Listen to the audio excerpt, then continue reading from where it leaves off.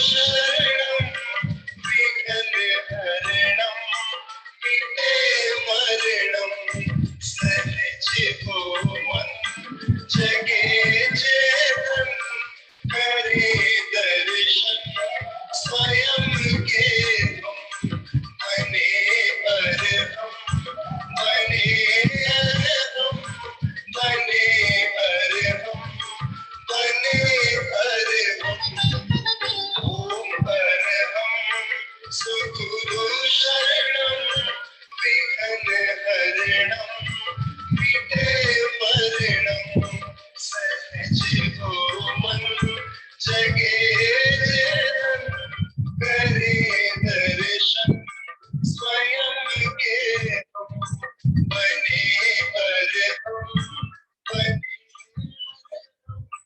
बने अरहम बने अरहम बने अरहम बने अरहम। ओम ह्रीं नमो अरहंताय। ओम ह्रीं नमो सिद्धाय। ओम ह्रीं नमो आयर्याय। ओम ह्रीं नमो उवज्झायाय। ओम ह्रीं नमो लोवे सव्वसाहूण। ऐसो पंचनमोकारो सप्त पावपणासनो मंगलाणं च सव्वेशिं पढमं हवै मंगलम पढमं हवै मंगलम। परम पावन परम आराध्य प्रातः स्मरणीय आचार्य श्री महासमण जी के चरणों में सत सत नमन करते हुए हम आज प्रातः का यह विशेष वेबिनार प्रारंभ कर रहे हैं। त्रिपदी वंदना। वंदे अरहं वंदे गुरु परम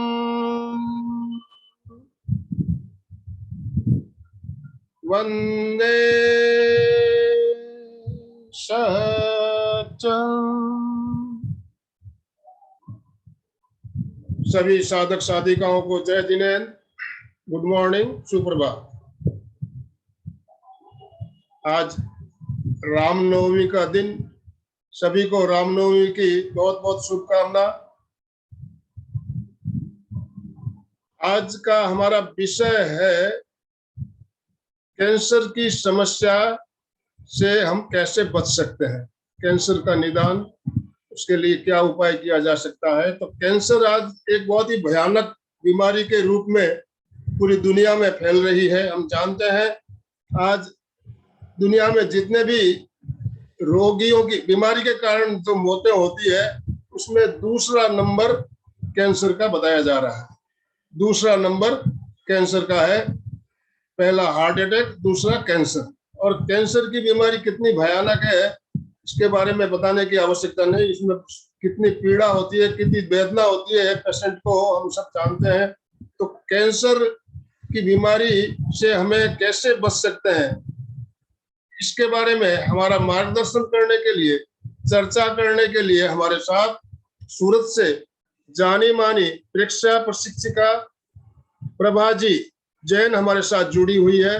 प्रभा जी से हम सब परिचित हैं, हमारे साथ पहले भी कई बार जुड़ चुकी है और इनके मार्गदर्शन से हमने बहुत सी बीमारियों के बारे में पहले जाना भी है, जिसमें अनिद्रा, वर्टिगो आदि इनके जो प्रोग्राम हुए थे, बहुत ही शानदार प्रोग्राम हुए थे। तो आज कैंसर के बारे में बताने के लिए हमारे साथ जानी मानी लेखिका, संपादिका, समाज सेविका, हीलिंग वास्तु विशेषज्ञ, क्या क्या बताऊं, एक मल्टी टैलेंटेड हस्ती हमारे साथ जुड़ी हुई है। इनके बारे में बताने जाऊं तो पूरा हमारा समय है इनके परिचय में ही चला जाएगा। परिचय की मेरे ख्याल से आवश्यकता नहीं है, हम सब परिचित हैं। तो मैं ज्यादा समय ना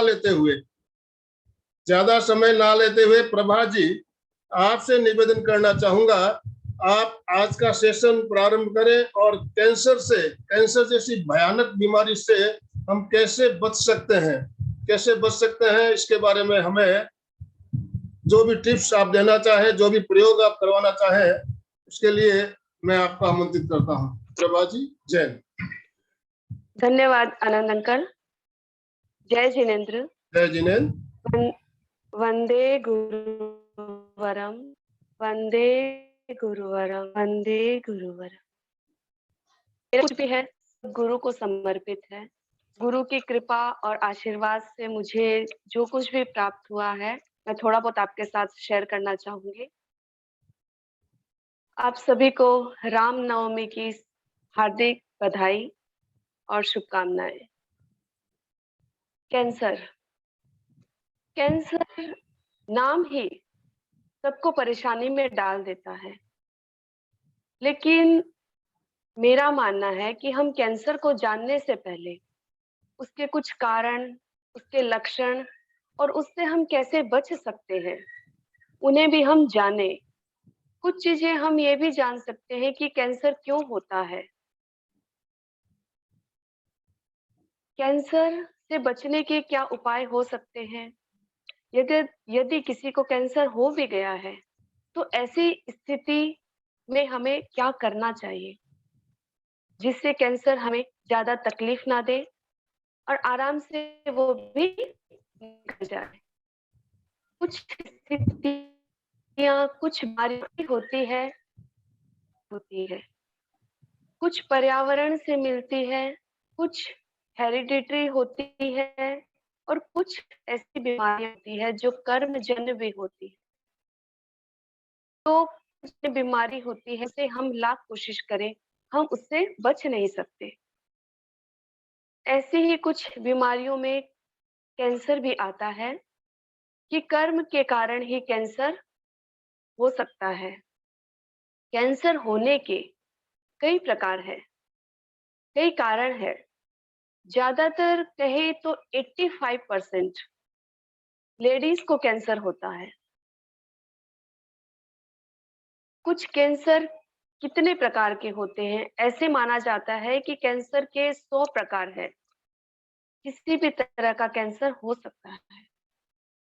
कुछ कैंसर आते हैं जैसे लंग्स का, skin cancer, colon, prostate, lymphoma, heart का, सर्वाइकल कैंसर, स्तन कैंसर आदि आदि। एक डॉक्टरी भाषा में उसके 3 ही इलाज हैं, कीमोथेरेपी, रेडिएशन और सर्जरी। 7,84,800 मौतें कैंसर की वजह से होती है। 16 मिलियन कैंसर भारत में है,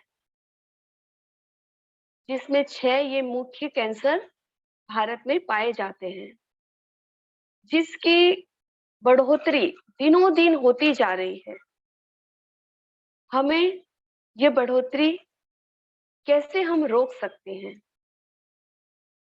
जैसे कीमोथेरेपी है, कीमोथेरेपी भी अलग अलग तरीके से किया जाता है, जो काफी कष्टप्रद है। जो कैंसर से जूझ रहे हैं उन्हें पता है कि कीमोथेरेपी से कितनी तकलीफ होती है। फिर रेडिएशन होता है। रेडिएशन डायरेक्ट सेल के ऊपर असर करता है। रेडिएशन डायरेक्ट सेल के ऊपर असर करता है और उसके ऊपर इफेक्टिव होता है। कुछ सेल्स मर जाते हैं, कुछ उनमें नए सेल्स पैदा हो नहीं सकते, क्योंकि जो बैक्टीरिया है, कैंसर क्या है? एक जीव है, बैक्टीरिया पैदा होते रहते हैं उसमें। जिस तरह हम कोई धान धान ले लें, गेहूं, मूंग, मोट कुछ भी ले लें, हम कुछ दिनों तक उसको रख देते हैं तो उसमें असंख्य जीव पैदा हो जाते हैं। वैसे ही कैंसर के जीव है जो असंख्य पैदा होते जाते हैं, उसकी वृद्धि होती जाती है, एक से दूसरा। एक औरत एक या दो, तीन बच्चा पैदा कर लेती है एक साथ, कई बार। लेकिन ये जीव जो होते हैं असंख्यात पैदा होते हैं। ये बैक्टीरिया जो कैंसर के होते हैं वो असंख्य रूप से पैदा होते जाते हैं। रेडिएशन के बाद में जो थेरेपी आती है वो भी बहुत भयानक होती है। ये सेकेंड स्टेज पे दी जाती है। और उसके बाद में जैसे हार्मोन थेरेपी होती है, स्टेम सेल होते हैं जो भाप के द्वारा उनको हीट किया जाता है कैंसर को मारने के लिए, कैंसर सेल को मारने के लिए। जब एक चीज हमारे बॉडी पे, हम अगर चपाती बना रहे हैं, अगर गैस की जरा से भी लो हमारे स्किन पे लगती है तो कितनी तकलीफ होती है। तो सोचिए हमारे भीतर जो सेल है उनको उतनी ही हीट दी जाती है मारने के लिए। तो सोचिए हमारे भीतर कितनी वेदना होती होगी। ये जो कैंसर से पीड़ित है वो इस वेदना को समझ सकते हैं। टिश्यू, लिम्फ नोड या अदर जो कैंसर से इफेक्टिव पार्ट्स है बॉडी के, उनको रोकने की कोशिश करता है रेडिएशन से। कुछ कारण को हम समझे तो बहुत सारे कारण हमारे सामने आते हैं, जिसमें एक कारण है ह्यूमन पेपिलोमा। एक वायरस है जो 99% सर्वाइकल कैंसर के लिए जिम्मेदार होता है। ये इसका इलाज बहुत खर्चीला होता है और बहुत ज्यादा कष्टप्रद भी होता है। जिंदगी को इसमें सिर्फ सीरियसपन ही मिलेगा, जोखिम ही है कि कष्ट भी है, खर्चीला भी है और जोखिम भी है। कोई गारंटी नहीं है कि आप इसके इलाज के बाद में बच सकते हैं क्या। हेपेटाइटिस बी और सी लीवर कैंसर के लिए जिम्मेदार है।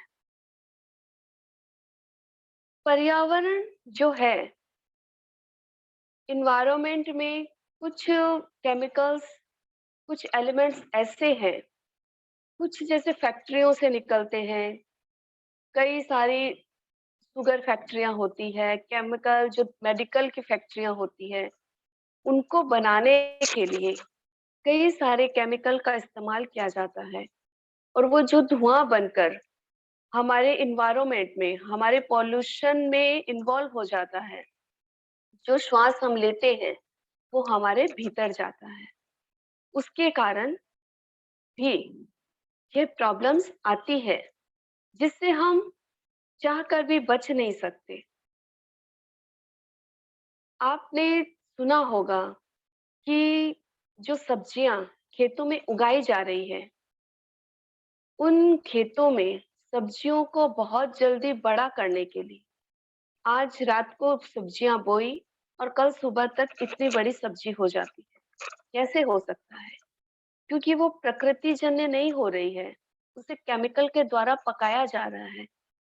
ज्यादा कमाई करने के लिए, आमदनी करने के लिए, उसके तुरंत मार्केट में बेचने के लिए उसे जल्द से जल्द पकाया जाता है। और जल्द से जल्द किसी चीज को अगर पकाते हैं हम, तो उसमें कई तरह के केमिकल्स जो स्प्रे के द्वारा इस्तेमाल किए जाते हैं, और वो स्प्रे नीचे जमीन में नहीं जा रहे हैं, वो डायरेक्ट सब्जियों के ऊपर जाते हैं। और उसके कारण बहुत सारी परिस्थितियां ऐसी बनती है, वो हमारे बॉडी में जाती है। उसमें कुछ लेडीजें बिना धोए भी, लापरवाही की वजह से बिना धोए भी इस्तेमाल करती है, जिसकी वजह से वो हमारे श्वास में जाती है। और कुछ धो भी लेती है नॉर्मल पानी से, तब भी उसका केमिकल नहीं उतरता है। इसके कारण भी जैसे जैसे सब्जियां पकती है, वैसे वैसे उसका धुआं श्वास के द्वारा नासाग्र के द्वारा हमारे भीतर हमारे लंग्स में चला जाता है और 80% 85% लंग्स कैंसर होता है। लंग्स के द्वारा ब्रेस्ट में, इसकी वजह से ब्रेस्ट कैंसर भी बहुत ज्यादा हो रहा है। ये सारे हमें कारण नजर आते हैं। और एक कारण है, जैसे हम बाहर तले फले बहुत ज्यादा तेल या फूड इस्तेमाल करते हैं। सपोज समोसा, कचौरी, बड़े या चाइनीज, कॉन्टिनेंटल, उसी तेल को बार बार रिप्रोड्यूस किया जाता है। एक बार अगर तेल हम इस्तेमाल कर लें तो वो दोबारा खाने के लायक नहीं रहता है। लेकिन हम उस तेल को बाजार वाले बार बार इस्तेमाल करते हैं, और बार बार जो तेल इस्तेमाल होता है उसमें ऐसे केमिकल, ऐसे कैंसर सेल पैदा हो जाते हैं जो हमारे लिए नुकसानदेह है। उससे हमें बचना जरूरी है। ब्रेस्ट कैंसर, उसके कुछ लक्षण होते हैं। ऐसा देखा जाए तो बहुत सारे कैंसर हैं। अगर हम सारे कैंसर्स को लेंगे तो बहुत सारा वक्त जाएगा।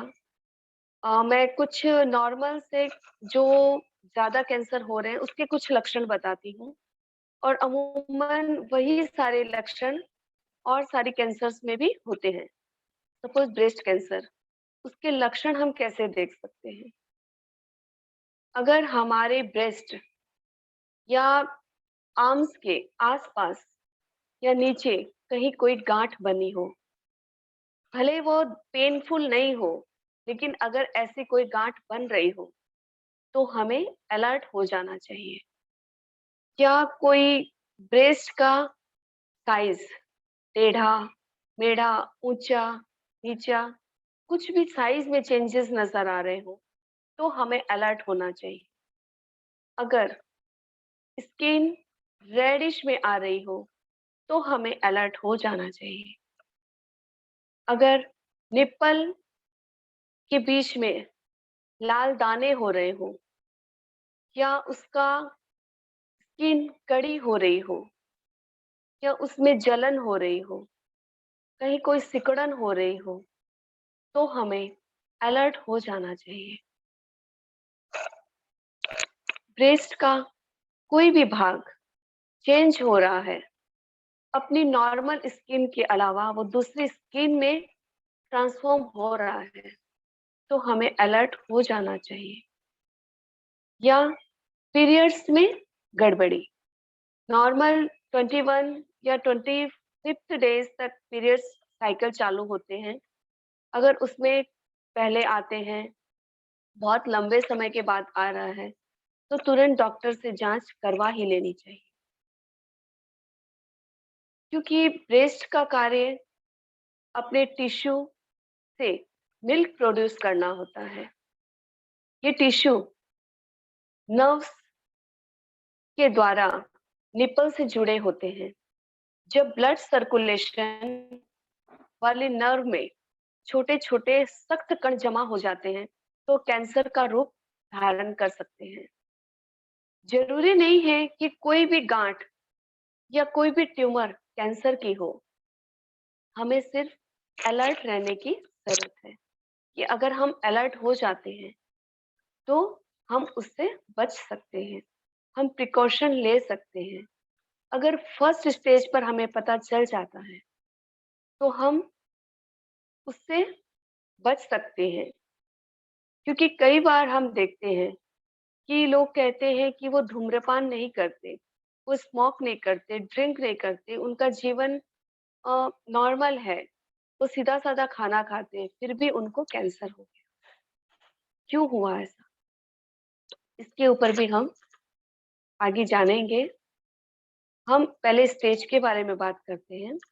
जब स्टेज 0 पे होती है, 0 स्टेज में जो दूध बनाने वाली कोशिकाएं होती है, जो दूध बनाने वाले सेल्स होते हैं, नर्व्स होती है, उनमें जो कैंसर होता है वो रहता है, और वो सीमित दायरे में रहता है।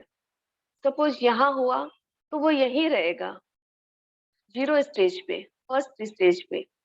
नहीं जा रहा है, वो जीरो स्टेज जिसको बोलते हैं, वहां पर वो बाकी किसी हिस्से में नहीं पहुंचा है। अगर यहाँ है और हमें पता चल गया तो हम उस इलाज से, कम खर्च के इलाज से हम बच सकते हैं। लेकिन अगर वो फर्स्ट स्टेज तक पहुंच जाता है, यानी ये कोशिकाएं आगे बढ़ जाती है, यहाँ से यहाँ पहुंच जाती है, और वो शरीर के बाकी हेल्दी नर्व्स को भी डैमेज करने लगती है, हेल्दी सेल्स को भी डैमेज करने लगती है, वो नुकसान पहुंचाती है। तब भी हम अगर अलर्ट हो जाते हैं, हमें पता चल जाता है, तो हम बच सकते हैं।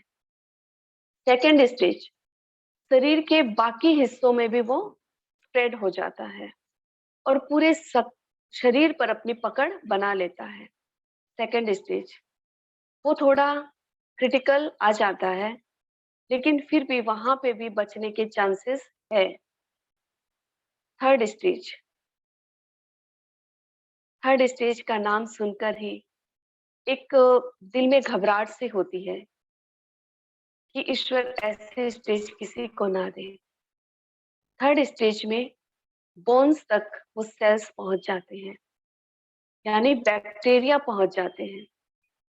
इसी के साथ कॉलर बोन में इसका छोटा सा जो हिस्सा होता है वो फैल चुका होता है, बहुत बड़ा बन चुका होता है, और वहां इलाज मुश्किल हो जाता है। फोर्थ स्टेज में कैंसर बोन के अलावा लिवर, लंग्स, ब्रेन तक को डैमेज कर देता है, और ये इलाज लाइलाज बन जाता है। वहां पर हम उससे बच नहीं सकते। ऐसी स्थिति अगर आती है तो हमें क्या करना चाहिए? जब हम जानते हैं कि इस तरह के कारण हैं, तो हमें उन कारणों से बचाव कर लेना चाहिए। जैसे बाहर जो खाना बन रहा है, अगर हमारी इच्छा है कि हमें समोसा खाना है, तो कोई बात नहीं, आप खाएं, आप घर पे बनाकर खा लें। और जो समोसे वाला तेल है, उस तेल को आप फेंक दें, दोबारा उसको यूज ना करें। इस तरह आप आने वाली बीमारियों से बच सकते हैं। चाइनीज फूड आपने बनाया, कॉन्टिनेंटल बनाया, आप बनाइए, खाइए, लेकिन एक नॉर्मल तरीके से, थोड़ा थोड़ा, ताकि आप उससे बच सके, आप दोबारा उस तेल को यूज ना करें। और एक चीज कि जब हम खाना खाएं, उससे पहले हमें बहुत सारा फाइबर, मिनरल्स खा लेना चाहिए। पानी बहुत ज्यादा पीनी चाहिए। अगर हम ज्यादा पानी पीते हैं और फाइबर ज्यादा खाते हैं, खाना खाने से पहले अगर हम सैलेड ज्यादा खा लेते हैं, मिक्स सैलेड, उसमें आप सेंधा नमक, काली मिर्च और चाट मसाला डालकर खाएं, ताकि वो आपके फूड को, अगर आपके बॉडी में कुछ गलत खाना चला भी गया है, तो वो आपको तुरंत रिमूव कर दे, किडनी में वो जमने ना पाए, लिवर में जमने ना पाए, इंटेस्टाइन में वो जमने ना पाए, वो तुरंत रिमूव हो जाए, ताकि कोई भी बीमारी आपको पकड़ ना पाए। क्योंकि अगर हम, आप देखिए, एक पाइप है, पाइप से पानी जा रहा है, लेकिन अगर पानी के पाइप में काई जमी है, मिट्टी जमी है, कचरा जमा है, तो पानी फ्लो से नहीं जा पाता है, वो रुक रुक के जाता है। और ऐसी स्थिति में कई बार वो पाइप कड़ा हो जाता है, और कड़ेपन के कारण वो डैमेज हो जाता है, वो फट जाता है। अगर उस पाइप को हम क्लीन कर दें, हमेशा क्लीन रखें, तो पानी फोर्सफुली जाएगा, उसमें कचरा जमेगा नहीं। वैसे ही हमारे बॉडी के ब्लड सर्कुलेशन का काम होता है। अगर ब्लड सेल्स कहीं जम जाता है, उसमें थक्के जम जाते हैं, क्योंकि जो भी हम खाते हैं सारी चीजें जमती है, डाइजेस्ट सारी चीजें नहीं होती, क्योंकि हमारा खान पान, हमारा रहन सहन, सारी चीजें प्रॉपर नहीं है। हमने रात को देर से खाना खाया, 8 बजे खाया, 9 बजे खाया, खाकर हम सीधे बैठ गए। हम वॉकिंग नहीं करते, हम वज्रासन में नहीं बैठते, तो वो खाना डाइजेस्ट नहीं होता है और एज इट इज वो रहता है, क्योंकि रात के समय में ही बॉडी रिपेयर होती है। बॉडी का काम सूर्यास्त के बाद में रिपेयर होना होता है, और उस रिपेयरिंग पीरियड में हम अगर फूड डालेंगे तो वो डाइजेस्ट कैसे होगा? वो खाना डाइजेस्ट नहीं होगा तो वो एज इट इज रहेगा। एज इट इज रहने के कारण उसके जो केमिकल्स, प्रोटीन, न्यूट्रिशंस है वो अलग अलग नहीं होते हैं। इसकी वजह से वो ब्लड सर्कुलेशंस में थक्के की तरह या मोटापन, कड़ापन, इस तरह वो रक्त कण की वजह से जम जाते हैं। और अगर हम फाइबर लेते हैं ज्यादा, तो फाइबर क्या होता है? पानी होता है, लिक्विड होता है, तो वो आपको रिमूव कर देता है तुरंत। अगर कोई गलत खान चला भी गया है तो तुरंत रिमूव हो जाता है। इस वजह से हम बच जाते हैं। मैंने देखा है कि कुछ लोग फैक्ट्री में काम करते हैं। मेरे पास एक केस आया कैंसर का। वो फैक्ट्री में काम करते थे, जबकि वो मालिक थे। वो काम नहीं करते थे फैक्ट्री में, उनका काम सिर्फ यही था कि कुर्सी पे बैठना और अपने आप को संभालना, लोगों को इंस्ट्रक्शन देना। लेकिन फैक्ट्री में जो केमिकल्स बन रहे थे, उसका धुआं एसी के द्वारा भी उनके भीतर जा रहा था। अगर वो वहां विजिट करते हैं तो वो धुआं उनके लंग्स में जा रहा था। कभी प्रोस्टेट लंग्स के द्वारा नीचे प्रोस्टेट ग्लैंड्स में भी चला जाता है। उनको कैंसर हो गया।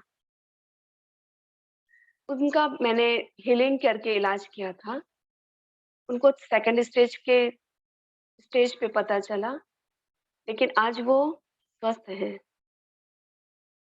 एक बार मेरे पास एक साध्वी जी आई।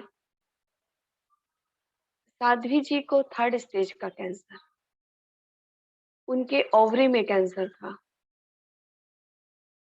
उनके जीवन को जब हम देखते हैं तो उनका जीवन सादगीमय था। उनके जीवन में ना तो कोई इतना पॉल्यूशन इफेक्ट कर रहा था, या खान पान की भी उनकी मर्यादा थी। अपने हिसाब से वो शांतिपूर्वक जी रहे थे, कार्य कर रहे थे। लेकिन उनको भी कैंसर हुआ, ओवरी का कैंसर। उनको हीलिंग, उनके थर्ड स्टेज का कैंसर था। उनको हीलिंग देते देते मुझे गुरुदेव की कृपा से एहसास हुआ कि ये उनका कर्मजन्य कैंसर था। जैसे उन्होंने, मुझे पता नहीं था उनके विषय में कुछ भी। उनको, उनकी शादी हो चुकी थी। शादी के बाद उन्होंने दीक्षा ली थी। तो शादी के बाद एक बार उनका एबॉर्शन हुआ। एबॉर्शन उन्होंने करवाया। उन्हें बच्चा नहीं चाहिए था। जब उस जीव की हत्या होती है तो डॉक्टर्स किस अ, तकलीफ से, किन किन औजारों से उस जीव को छेदन भेदन करते हैं। जब वो जीव की हत्या होती है तो उस जीव के मन में बहुत दुर्भावना पैदा होती है, बदले की भावना, कि इस औरत ने एक माँ होकर मुझे छेदा, मेरा छेदन किया, मेरा भेदन किया, मेरे अंगों को काटा, तो मैं इससे बदला लूंगा। और उस परिस्थिति में उस जीव ने बाद में बैक्टीरिया का रूप में, कैंसर के रूप में वो उनके ओवरी में आया। और वो जीव बढ़ता बढ़ता इतनी वेदना उनको दे रहा था। जब हीलिंग करते करते मुझे एहसास हुआ तो मैंने उनसे पूछा कि क्या ये बात सही है? तब उन्होंने कहा, हाँ, मेरी शादी हुई थी और मैंने शादी के बाद ही दीक्षा ली थी, और मेरा एबॉर्शन भी मैंने करवाया था एक बार। तब मैंने कहा ये वही जीव है।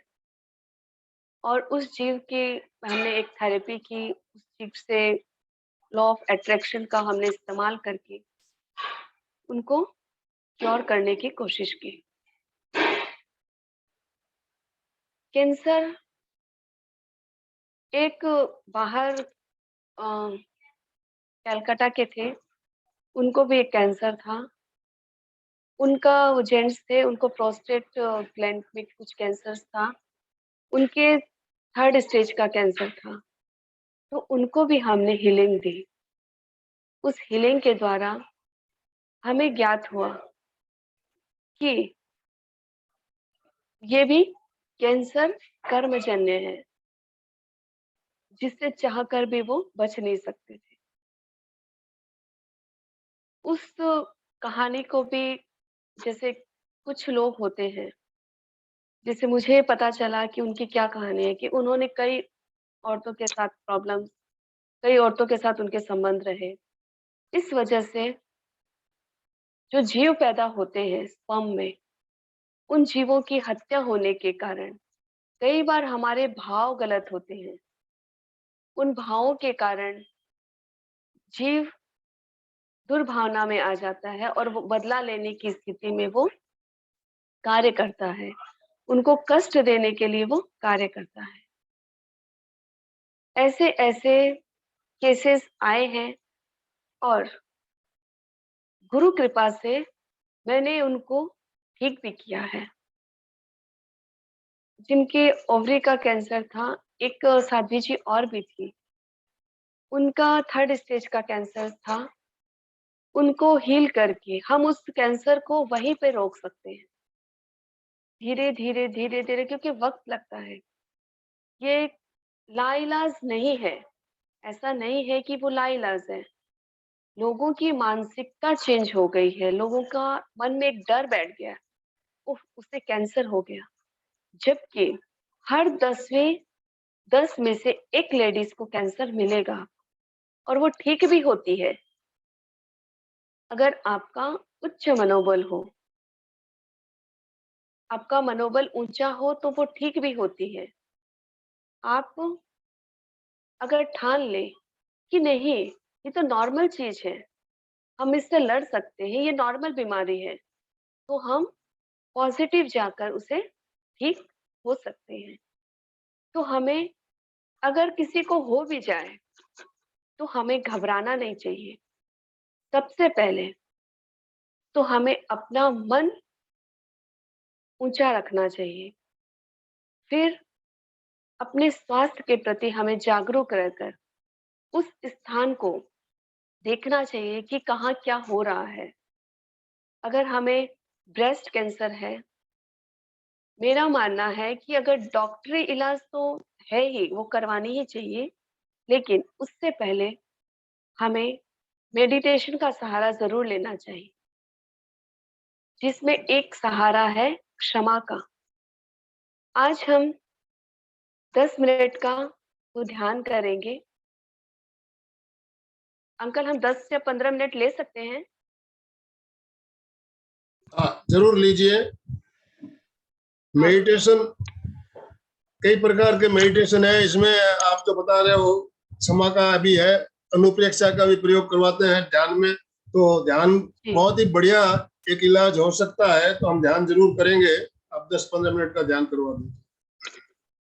ध्यान से पहले अगर किसी के जिज्ञासा हो तो हम वो ले लेते हैं। हाँ हाँ, ध्यान आखिरी में ले लेंगे। तो अभी हाँ, ध्यान तो एक, जैसे आपने बताया, कारण बताए, इसमें कुछ कारण जो है खास करके जो जेंट्स में पाए जाते हैं, धूम्रपान, गुटखा, तंबाकू जी।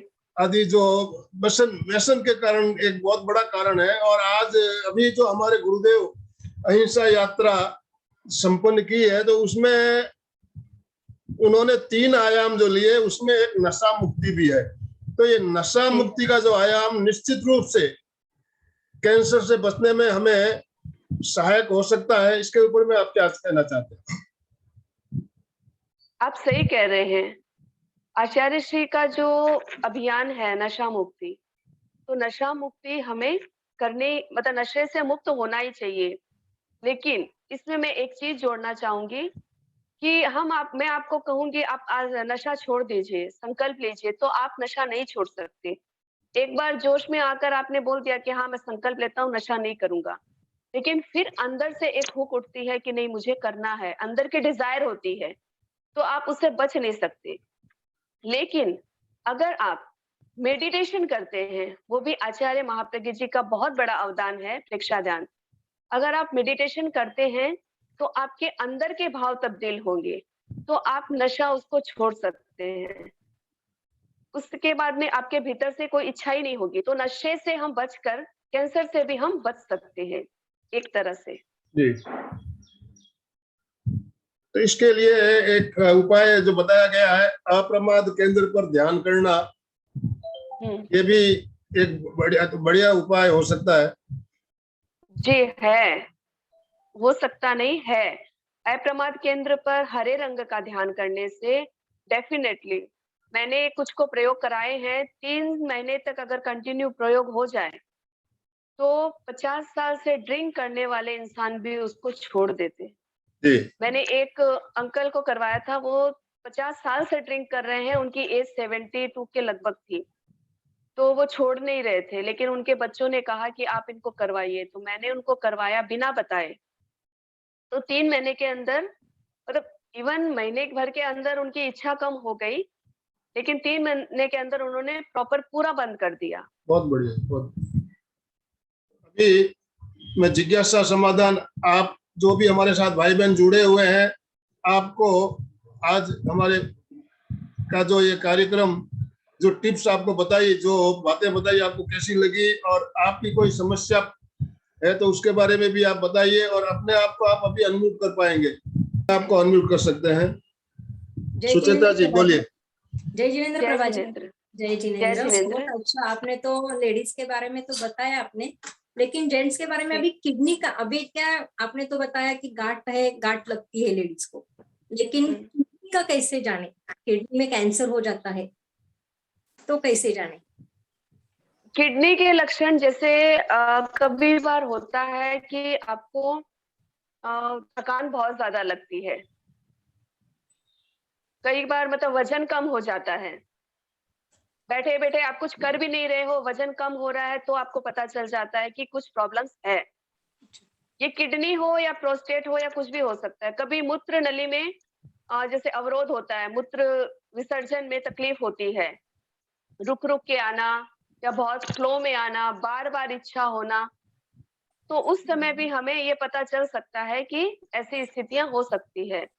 और आफ्टर 40 की एज के बाद में हमें एक बार चेकअप करवा ही लेना चाहिए, मेमोग्राफी हो जानी चाहिए, ताकि हम निश्चिंत रहें कि ऐसी कोई प्रॉब्लम नहीं है।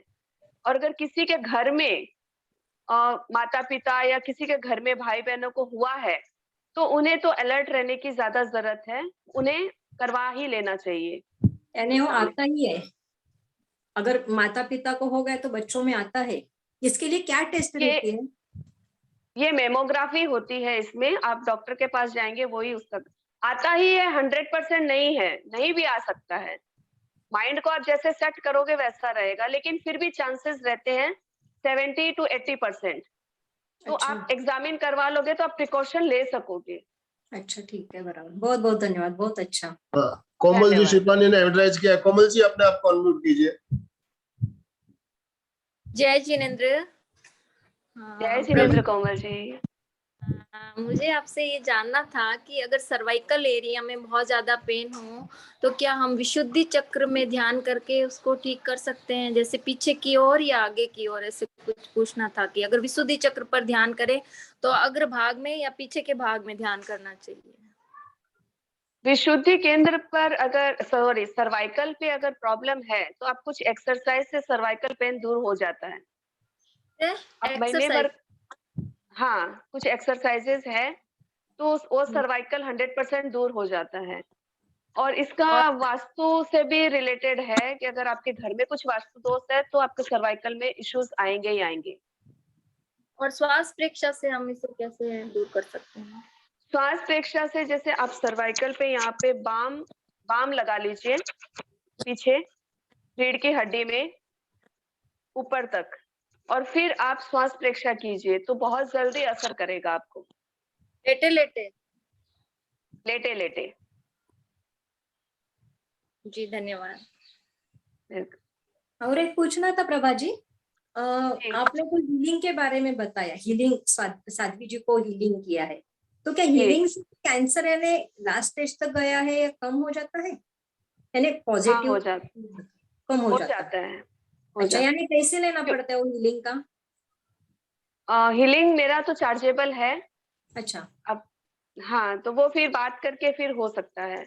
तो हीलिंग का अच्छा क्या है कि मतलब जैसे जो कैंसर पेशेंट होते हैं उनका मेंटली वो बहुत डिस्टर्ब हो जाते हैं। तो उस समय स्थिति होनी चाहिए कि उनकी चेतना में, उनके चित्त में शांति रह सके। तो उसको अलग-अलग प्रयोग करवाए जाते हैं ताकि उनको वो दर्द का एहसास नहीं हो और धीरे-धीरे वो स्टेबल हो जाए। अच्छा, यानी कम हो जाता है, हाँ, हो जाता है, 100% होता है। यानी सामने तो नहीं आना, दूर से भी, यानी हम लोग पुणे में है और अब तो दूसरे गांव, हाँ, तो वो वहां की जाती है healing। व्हाट्सएप कॉलिंग से कर सकते हैं हम। अच्छा ओके, धन्यवाद, मैं नंबर ले लूंगी, नंबर दे। प्रभा जी, जी, अभी जी कुछ सर। दिन पहले हमने एक कार्यक्रम लिया था पंचगव्य चिकित्सा। जी, तो उसमें बताया गया था गोमूत्र, गोमूत्र जो जी, है ये कैंसर के इलाज में बहुत उपयोगी है। तो है। इसके बारे में कुछ आप बता सकते हैं क्या? जी हाँ, कुछ आयुर्वेदिक दवाएँ हैं, गोमूत्र तो हर चीज़ में लाभदायक है। अगर आप डेली सुबह-सुबह गाय का मूत्र पीते हैं, तो आपको कोई भी बीमारी नहीं हो सकती। और अगर खुद स्वयं का मूत्र भी पीते हैं, तब भी आप कई बीमारियों से बच सकते हैं। इसके अलावा जैसे आप गिलोय ले सकते हैं या किसी को कैंसर हो गया है, तो आप पपीते के पत्तों का रस डेली सेवन कर सकते हैं। जो गर्म चीज़ें हैं, जैसे ब्राह्मी है, तो ब्राह्मी की जो गोलियाँ हैं, वो आप तुलसी के पत्तों के साथ सेवन कीजिए, तो उससे भी आपका कैंसर ठीक हो जाता है। और उस समय इन्फेक्शन होने के चांसेस ज़्यादा रहते हैं, तो गर्म पानी में थोड़ी हल्दी डालकर आपको पीनी ही चाहिए डेली, ताकि आपको इन्फेक्शन नहीं हो और कैंसर से हम प्रिकॉशन ले सकें, बच सकें। बहुत ही बढ़िया जानकारी। तो अभी हमारा समय हमारा थोड़ा ही बचा है, तो हम 10 से 15 मिनट का एक ध्यान जी, का प्रयोग प्रैक्टिकल करेंगे। तो आप प्रैक्टिकल प्रयोग करवाइए। जी। आप लेटे-लेटे भी कर सकते हैं और अगर आप बैठे हैं चेयर पे, तो भी आप कर सकते हैं। नीचे आसन लगाकर भी आप बैठ सकते हैं। जिस भी आसन में आप सुविधापूर्वक बैठ सकें, उस आसन का चुनाव कर लें। आँखें कोमलता से बंद। अगर आप बैठे हुए कर रहे हैं, तो लेफ्ट हैंड नीचे, राइट हैंड ऊपर या दोनों हाथों को आप इस तरह मिला दें और नाभि के नीचे स्थापित करें। आँखें कोमलता से बंद रहेगी। पूरे शरीर को ढीला छोड़ दें। पूरे शरीर को ढीला छोड़ दें। लंबा गहरा श्वास लें। लंबा गहरा श्वास छोड़ें। लंबा गहरा श्वास लें। लंबा गहरा श्वास छोड़ें।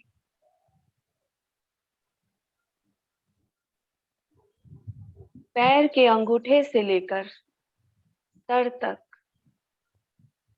पूरे भाग में चित्त को फैला दें। बॉडी के एक-एक पार्ट्स को देखते जाएं। उसे रिलैक्स करें।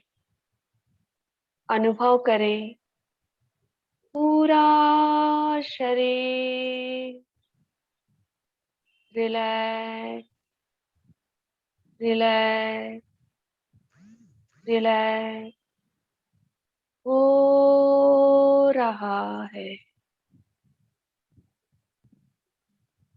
पैर से सर तक पूरा शरीर रिलैक्स हो गया है। पूरा शरीर रिलैक्स हो गया है।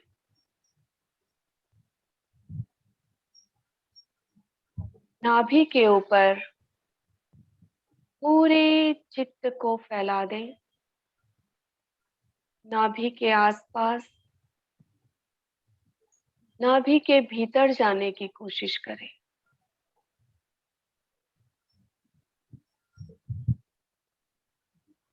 वहां देखें कोई जीव, कोई सेल बैक्टीरिया पैदा कर रहा है।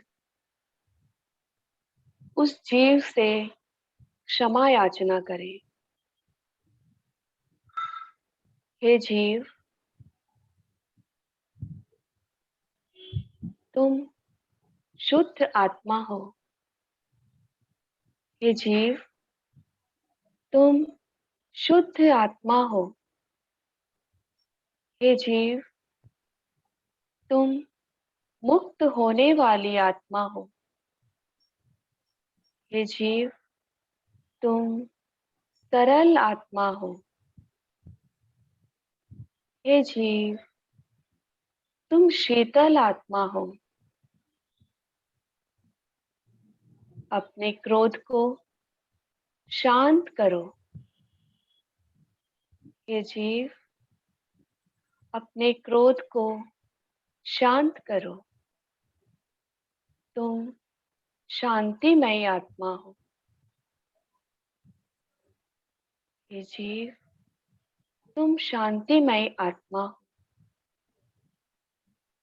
मेरे द्वारा इस जीवन में, पिछले जीवन में या जिस भी जीवन में जो कुछ भी पाप कर्म हुआ हो, मैंने तुम्हें पैरों से रौंदा हो, तुम्हें हाथों से मारा हो, तुम्हें गुस्से में तकलीफ पहुंचाई हो, तुम्हारा छेदन भेदन किया हो, जानकर, अनजाने में, अनभिज्ञ अवस्था में, प्रमादवश मुझसे जो भी भूल हुई हो, तुम मुझे क्षमा करो।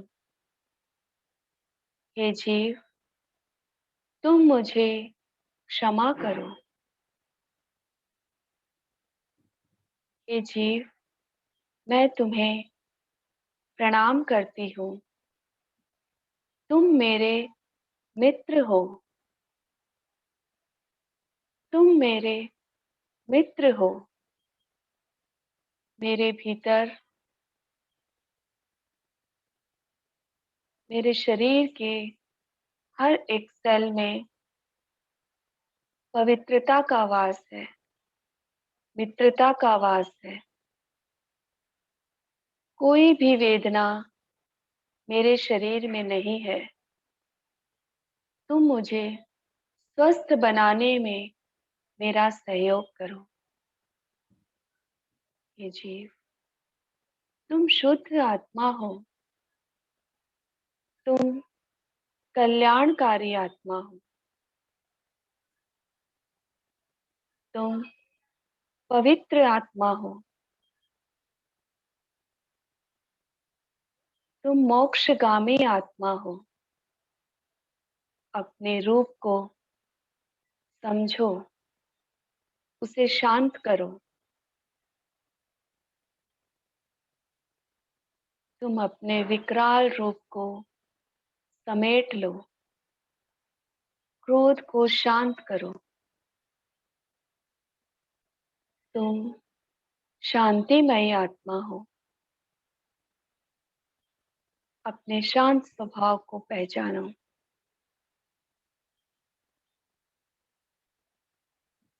अपने भीतर की शक्तियों को पहचानो। मेरे द्वारा जो भी कुकृत हुआ हो, उसे क्षमा प्रदान करो।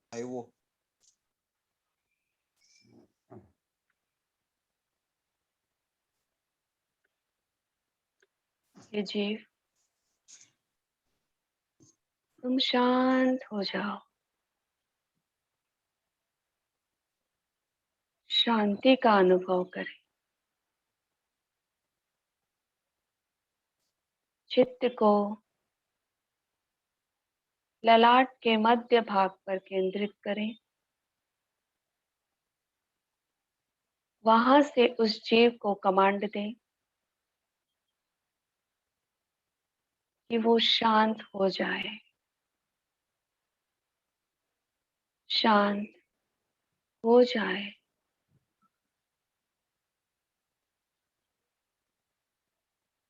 अनुभव करें शरीर में, शरीर के जिस भी हिस्से में कोई गलत सेल, कोई बैक्टीरिया पैदा हुआ है, वो शांत शांत शीतल हो गया है, निर्मल हो गया है। वो आपका मित्र बन गया है। शरीर की हर सेल से मित्रता स्थापित करें। शरीर के चारों तरफ मित्रता के भाव को पुष्ट करें। शरीर के चारों तरफ मित्रता के परमाणु फैल रहे हैं। बाहर भीतर प्रवेश कर रहे हैं।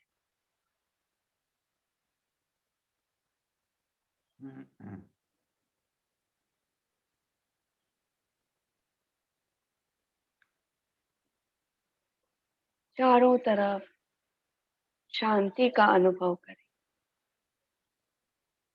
और आनंद का अनुभव करें। 2-3 गहरे लंबे श्वास के साथ पुनः शरीर में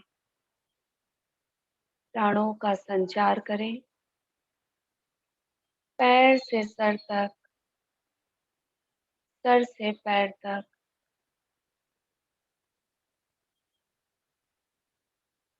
कण कण में चेतना को जागृत करें।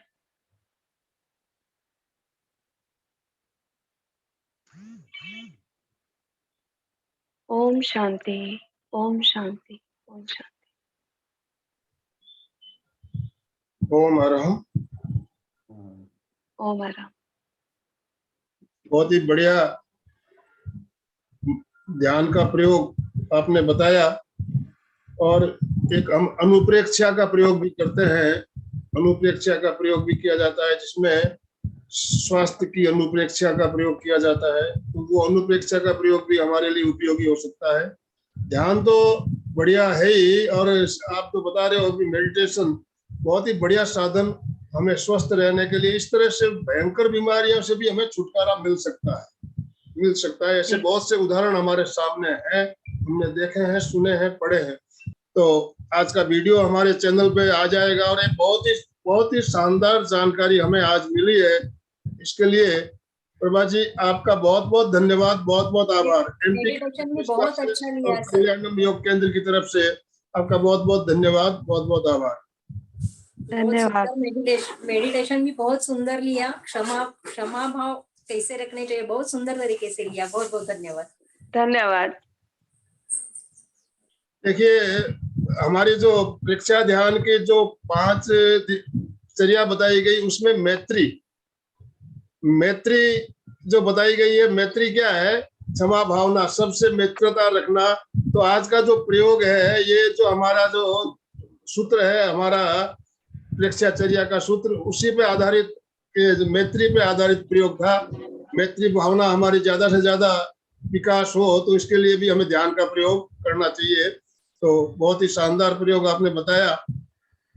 अंकल सब मोबाइल नंबर मांग रहे हैं, तो मोबाइल नंबर एक बार बोल दो। मोबाइल नंबर मैं ग्रुप में डाल दूंगा। आज मैं मोबाइल नंबर ग्रुप में डाल दूंगा। जिनको भी संपर्क करना हो, आप प्रभा जी से पर्सनली संपर्क कर सकते हो। तो मैं आपका मोबाइल नंबर आज सारे हमारे जितने भी ग्रुप है सभी में डाल देता हूँ जी। तो समापन की ओर चले, दोनों हाथ जोड़ते हुए सीधे बैठिए, रीढ़ की हड्डी गर्दन सीधी रखते हुए मेरे साथ साथ सभी उच्चारण करेंगे। आंखों को कोमलता से बंद रखते हुए, दोनों हाथ आनंद केंद्र पर जुड़े हुए। मैं चैतन्यमय हूँ, मैं चैतन्यमय हूँ, आनंदमय हूँ, मैं आनंदमय हूँ, मैं शक्तिमय हूँ, मैं शक्तिमय हूँ। भीतर मेरे भीतर अनंत चैतन्य का, अनंत चैतन्य का, अनंत आनंद का, अनंत आनंद का, अनंत शक्ति का अनंत शक्ति का सागर लहरा रहा है। सागर लहरा रहा है। का साक्षात्कार करना ही उसका साक्षात्कार करना ही मेरे जीवन का मेरे मेरे जीवन का परम लक्ष्य है। परम लक्ष्य है। मंगल भावना, हमारा आज का दिन मंगलमय हो, मंगलमय हो, शांतिमय हो, अपनी शुभ भावनाओं के साथ। ओम शांति शांति शांति। कृतज्ञोस्मि, हम सब गुरुदेव के आभारी हैं। गुरुदेव के आभारी हैं। कृतज्ञोस्मि, हम सब गुरुदेव हम के सब आभारी हैं। गुरुदेव के आभारी हैं। कृतज्ञोस्मि, प्रभा जी हम आपके बहुत हम बहुत सब आभारी हैं। जो भी भाई बहन मैं हमारे आपके साथ आभारी हैं, सबका बहुत बहुत धन्यवाद, बहुत बहुत आभार।